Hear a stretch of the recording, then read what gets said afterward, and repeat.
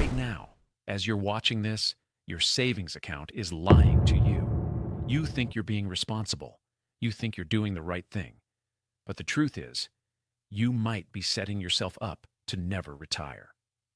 Stay with me for the next 7 minutes, because this could change everything. Here's the problem nobody talks about. Inflation in the US averages 3 to 4% every year. Groceries, rent, healthcare, everything gets more expensive.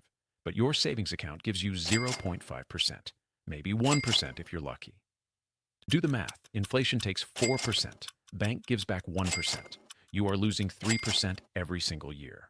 On $10,000 savings, and that's $300 gone every single year, silently, without anyone telling you. Let's fast forward 30 years.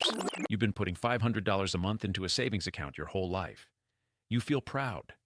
But here's what actually happened. Because of inflation, that money has half the buying power. The retirement you imagined, the house, the trips, the comfort, out of reach.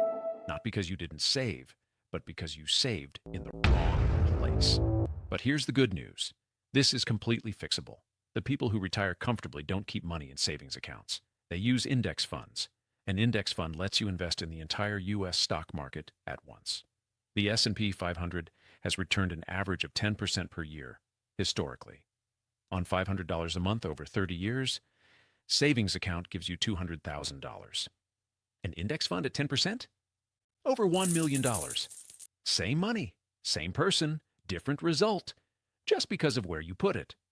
I know what you're thinking. This sounds complicated. I thought the same thing.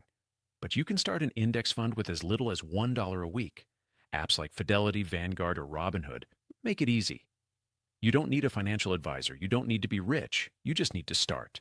Because the biggest mistake isn't investing in the wrong thing. It's not investing at all.